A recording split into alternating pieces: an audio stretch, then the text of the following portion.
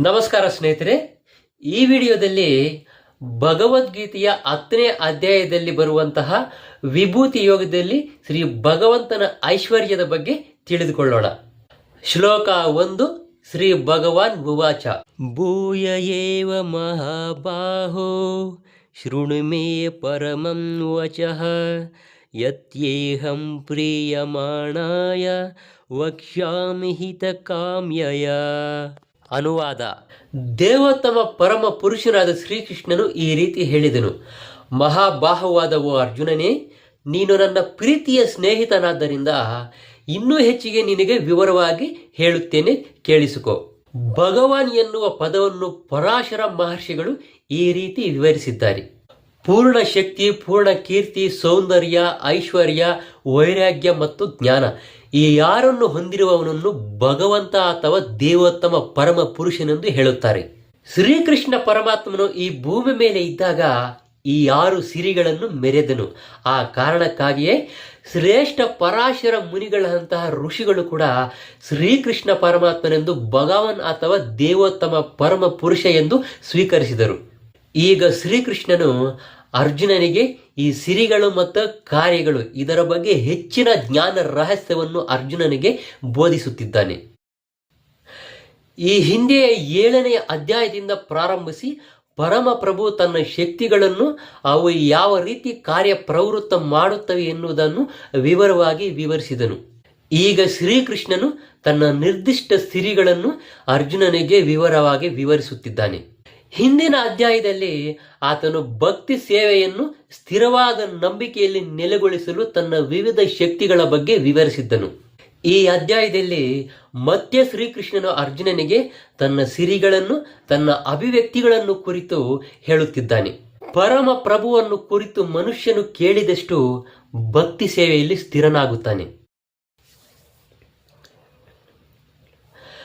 ಕೃಷ್ಣ ಪ್ರಜ್ಞೆಯಲ್ಲಿರಲು ನಿಜವಾಗಿ ಕಾತರರಾಗಿರುವಂತಹ ಭಕ್ತರ ಸಂಘದಲ್ಲಿ ಮಾತ್ರ ಕೃಷ್ಣನ ಬಗ್ಗೆ ಪ್ರವಚನಗಳನ್ನು ಕೇಳಲು ಸಾಧ್ಯವಾಗುತ್ತದೆ.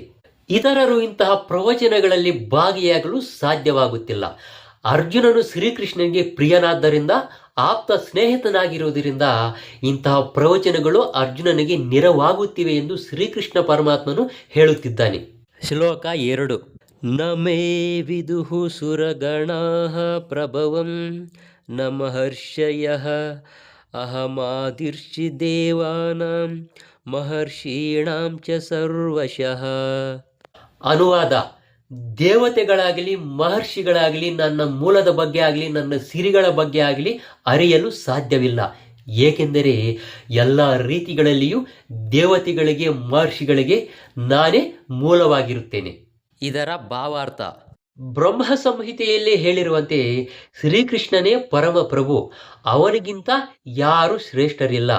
ಎಲ್ಲ ಕಾರಣಗಳ ಕಾರಣಕರ್ತನು ಶ್ರೀಕೃಷ್ಣನೇ ಆಗಿದ್ದಾನೆ. ಇಲ್ಲಿ ಸ್ವಯಂ ಪ್ರಭುವೇ ತಾನು ಎಲ್ಲ ದೇವತೆಗಳ ಮಹರ್ಷಿಗಳ ಮೂಲ ಎಂದು ಶ್ರೀಕೃಷ್ಣನೇ ಹೇಳುತ್ತಿದ್ದಾನೆ. ಅವರಿಗೆ ಶ್ರೀಕೃಷ್ಣನ ನಾಮವಾಗಲಿ ವ್ಯಕ್ತಿತ್ವವಾಗಲಿ ಅರ್ಥವಾಗುವುದಿಲ್ಲ. ಅವರಿಗೇ ಹೀಗಾದರೆ ಈ ಸಣ್ಣ ಲೋಕದಲ್ಲಿ ವಿದ್ವಾಂಸರು ಎನಿಸಿಕೊಂಡಿರುವಂತಹ ಅವರ ಪರಿಸ್ಥಿತಿ ಏನು? ಇಂತಹ ಪರಮ ಪುರುಷನು ಸಾಮಾನ್ಯ ಮನುಷ್ಯನಂತೆ ಭೂಮಿಗೆ ಬಂದು ಇಂತಹ ಆಶ್ಚರ್ಯಕರ ಮತ್ತು ಅಸಾಧಾರಣವಾದ ಕಾರ್ಯಗಳನ್ನು ಏಕೆ ನಡೆಸುತ್ತಿದ್ದಾನೆ ಎಂದು ಯಾರಿಗೂ ತಿಳಿಯದು. ಆದ್ದರಿಂದ ಶ್ರೀಕೃಷ್ಣ ಪರಮಾತ್ಮನನ್ನು ಅರ್ಥ ಮಾಡಿಕೊಳ್ಳಲು ಅಗತ್ಯವಾದ ಪಾಂಡಿತ್ಯ ಒಂದೇ ಮುಖ್ಯ ಅಲ್ಲ ಎನ್ನುವುದನ್ನು ಮಾತ್ರ ನಾವು ಅರ್ಥ ಮಾಡಿಕೊಳ್ಳಬೇಕು. ದೇವತೆಗಳು ಮತ್ತೆ ಮಹರ್ಷಿಗಳು ಕೂಡ ತಮ್ಮ ಊಹಾತ್ಮಕ ಚಿಂತನೆಯಿಂದ ಶ್ರೀಕೃಷ್ಣ ಪರಮಾತ್ಮನನ್ನು ಅರ್ಥ ಮಾಡಿಕೊಳ್ಳಲು ಪ್ರಯತ್ನಿಸಿದ್ದಾರೆ. ಪ್ರಯತ್ನ ಮಾಡಿದರೂ ಕೂಡ ವಿಫಲರಾಗಿದ್ದಾರೆ. ಮಹಾನ್ ದೇವತೆಗಳು ಸಹ ಶ್ರೀಕೃಷ್ಣ ಪರಮಾತ್ಮನನ್ನು ಅರ್ಥ ಮಾಡಿಕೊಳ್ಳಲು ಸಮರ್ಥರಲ್ಲ ಎನ್ನುವ ವಿಷಯವನ್ನು ಶ್ರೀಮದ್ ಭಾಗವತದಲ್ಲಿ ಕೂಡ ವಿವರವಾಗಿ ಹೇಳಲಾಗಿದೆ. ತಮ್ಮ ಅಪರಿಪೂರ್ಣ ಇಂದ್ರಿಯಗಳು ಎಷ್ಟು ದೂರ ಓಡಬಲ್ಲವೋ ಅಷ್ಟಕ್ಕೆ ಊಹಿಸಿ ತಮ್ಮ ನಿರಾಕಾರದ ವಿರುದ್ಧ ಒಂದು ನಿರ್ಣಯಕ್ಕೆ ಬರಬಹುದು. ಅಥವಾ ಅವರು ಐಹಿಕ ಪ್ರಕೃತಿಯ ತ್ರಿಗುಣಗಳಿಂದ ಪ್ರಕಟವಾಗದಂತಹ ಏನೋ ಒಂದನ್ನು ಕಲ್ಪಿಸಿಕೊಳ್ಳಬಹುದು. ಅವರು ಊಹಾತ್ಮಕ ಚಿಂತನೆಯಿಂದ ಏನನ್ನೋ ಕಲ್ಪಿಸಿಕೊಳ್ಳಬಹುದು. ಆದರೆ ಇಂತಹ ದೊಡ್ಡ ಊಹಾಪೋಹಗಳಿಂದ ಶ್ರೀಕೃಷ್ಣ ಪರಮಾತ್ಮನನ್ನು ಅರ್ಥ ಮಾಡಿಕೊಳ್ಳುವುದು ಸಾಧ್ಯವಿಲ್ಲ. ಯಾರಿಗಾದರೂ ಪರಿಪೂರ್ಣ ಸತ್ಯವನ್ನು ತಿಳಿದುಕೊಳ್ಳಬೇಕೆಂಬ ಇಚ್ಛೆ ಇದ್ದರೆ ದೇವೋತ್ತಮ ಪರಮ ಪುರುಷನಾಗಿ ನಾನೇ ಇಲ್ಲಿದ್ದೇನೆ, ಪರಮ ಪುರುಷನು ನಾನೇ ಎಂದು ಶ್ರೀಕೃಷ್ಣ ಪರಮಾತ್ಮನು ಪರೋಕ್ಷವಾಗಿ ಹೇಳುತ್ತಿದ್ದಾನೆ. ಇದನ್ನು ನಾವು ತಿಳಿದುಕೊಳ್ಳಬೇಕು. ವೈಯಕ್ತಿಕವಾಗಿ ಇರುವಂತಹ ಊಹಾತೀತ ಪ್ರಭುವನ್ನು ಅರ್ಥ ಮಾಡಿಕೊಳ್ಳಲು ಮನುಷ್ಯನಿಗೆ ಸಾಧ್ಯವಾಗದೇ ಇದ್ದರೆ ಪ್ರಭುವೇ ಅಲ್ಲಿರುತ್ತಾನೆ. ಭಗವದ್ಗೀತೆಯಲ್ಲಿ ಮತ್ತು ಶ್ರೀಮದ್ ಭಾಗವತದಲ್ಲಿ ಶ್ರೀಕೃಷ್ಣ ಪರಮಾತ್ಮನು ಆಡುವ ಮಾತುಗಳನ್ನು ಅಧ್ಯಯನ ಮಾಡಿದರೆ ಸಾಕು, ಎಲ್ಲವೂ ಪರಿಪೂರ್ಣವಾಗಿ ಅರಿವಾಗುತ್ತದೆ. ನಿತ್ಯನೂ ಜ್ಞಾನಾನಂದ ಪೂರ್ಣನೂ ಆದ ಶ್ರೀಕೃಷ್ಣ ಪರಮಾತ್ಮನನ್ನು ನಾವು ಸ್ಪಷ್ಟವಾಗಿ ಅರ್ಥ ಮಾಡಿಕೊಳ್ಳಬಹುದು.